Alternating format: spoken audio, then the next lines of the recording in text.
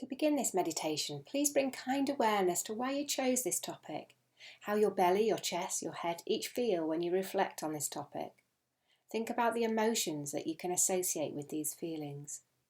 Think about the positive or the negative impact of any stories you believe in regarding your topic. Think about the fact that many others are feeling the same right now. Think about how you might feel with increased awareness around this topic. When can you apply this increased mindfulness technique to every day?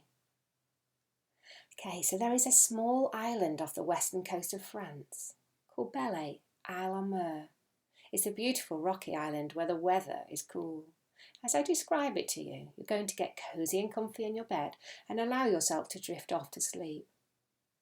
So make sure you have your favourite pillow, snuggle up just in the position that you like. You're riding the ferry from the mainland. It's only about a 25-minute ride. You've decided to take a seat on the bow of the boat so that you can watch the island you're travelling to slowly become larger as the ferry grows closer. The weather is cool but not too cold, and there is a steady headwind on the bow of the boat as it skims across the sea. There are some metal benches for people to sit in, but you decide to stand at the railing of the boat so that you can see the water rushing past below. You look down at the water and hear the sounds of the ocean lapping at the side of the ferry boat. The wind is slightly salty and refreshing, catching your clothes and making them dance on your body. The hum of the engines is loud yet calming. There are people sitting on the benches, talking in French as they watch the very same scene as you. A few kids are enjoying the ride more than anyone else, pointing and smiling during the entire ride. The ferry engine's slow because it's coming to port. The captain manoeuvres the boat perfectly, docking with precision.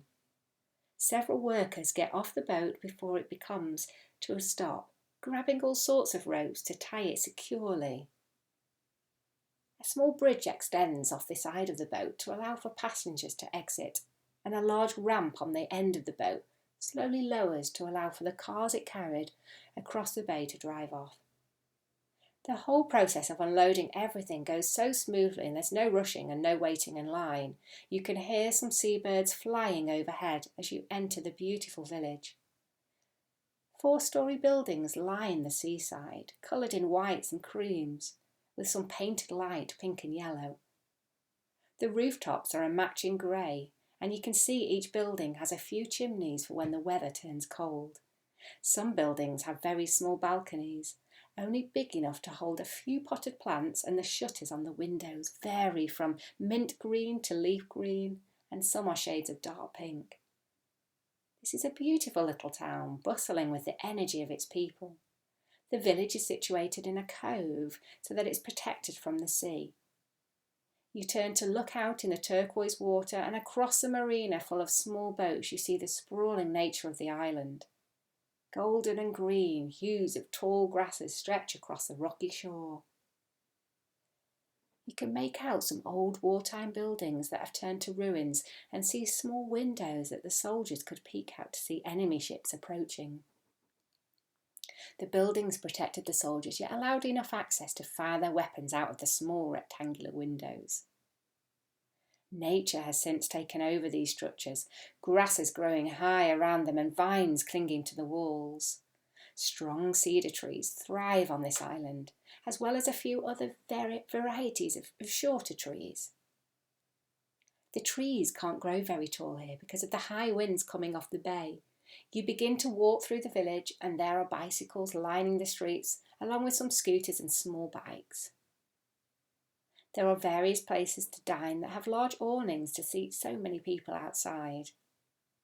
The tables and chairs at these establishments are placed as closely together as they can get, allowing for a maximum number of customers. Some shops you pass by are filled to the brim with one kind of paintings, flashing their beauty through the windows, enticing people to enter the gallery and buy one to take home. You're enjoying the simple geometric shapes of the architecture and how so many windows are open, letting the fresh air in. Some of the open windows have white curtains dancing in the wind. As you pass by a busy shop, you can smell the aroma of chocolate and the batter of the crepes cooking on the skillet. People are delightfully eating their food, and you can see them stuffed with various kinds of delicious ingredients. You'll stop by later to have one or two, but for now you want to walk along the nature footpaths nearby to begin exploring this beautiful island.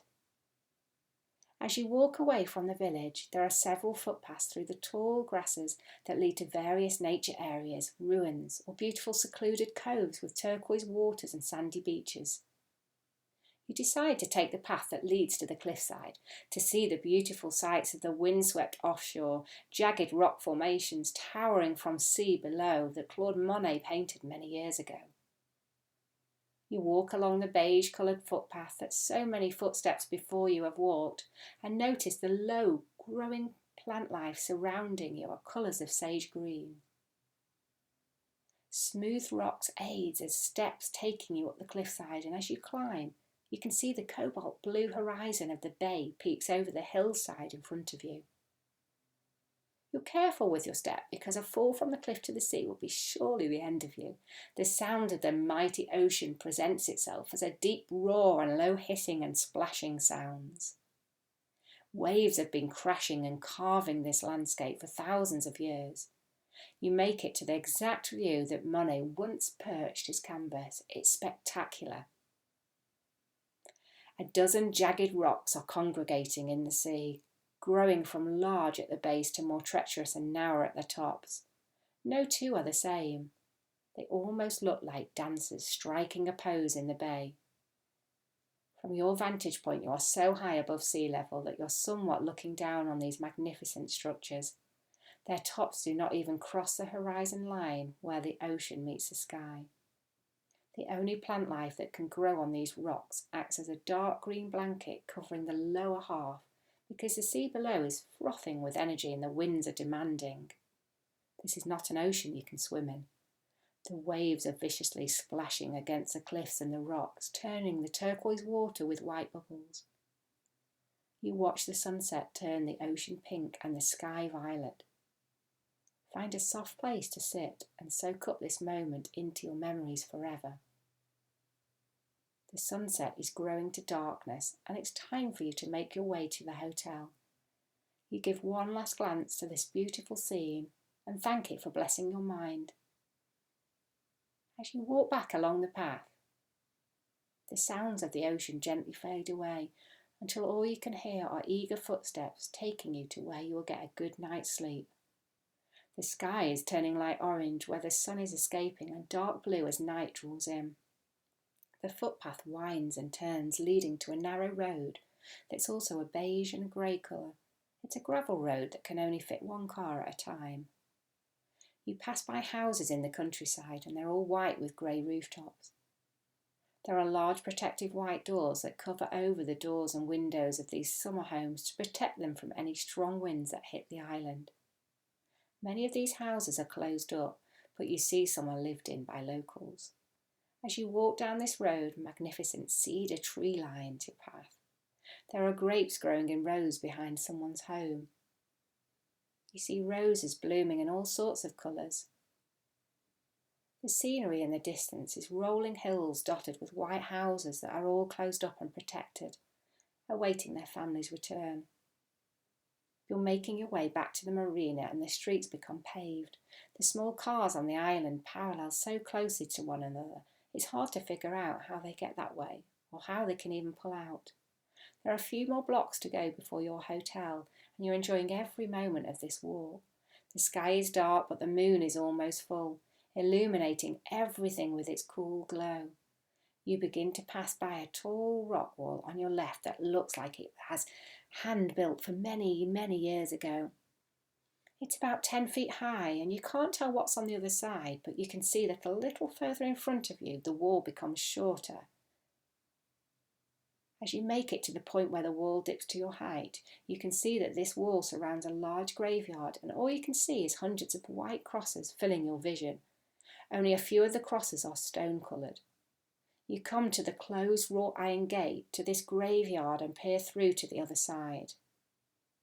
You take in the stillness of this sight and see the moonlight blanketing the tombs. It's time to keep moving towards your hotel. You haven't been there yet, so you don't know exactly what to expect. A warm glow emits from a building that is drawing closer, and there are red awnings over the windows and a small sign that reads, "The Hotel de Belle." This is your hotel, and you're so ready to rest after this long and beautiful day. The old door is painted creamy green. The windows, panes in the door are old and look like the surface of water. You grasp the brass handle and it's cool in your hand. The door opens effortlessly, welcoming you like it's welcomed many others. There's a Frenchman who greets you with bonjour and gets your information. He hands you a gold key and tells you that your room is on the 3rd floor facing the ocean. You don't have anything but your backpack with you, so you make your way up the stairs that seem like they were built for a very small person. 3 flights up and you come to your room, number 11. The old key slides into the lock and you open the door to a beautifully made bed with crisp white sheets and more pillows than anyone could need. There's no television, just 2 ornate lamps with shades that match the green of the front door, sitting atop matching bedsides that are hand-built from wood. You put your things down and make your way to the small restroom. It's perfectly clean and is only big enough to fit you. The shower is welcoming, but you'd rather save it for the morning. Gaze into the mirror before getting into bed to see your happy face and how grateful you are to be here. Make your way to the bed and turn the covers back. The sheets are softer than you imagined they would be, and this bed is very comfortable. Laying down and completely relaxing your body, you're surrounded by white pillows. You gaze out the windows of your room and you can see the moonlight glimmering on the surface of the ocean, like the way diamonds shimmer in the light. Allow your eyes to gently close now, looking forward to the sleep ahead. Good night and sleep wonderfully.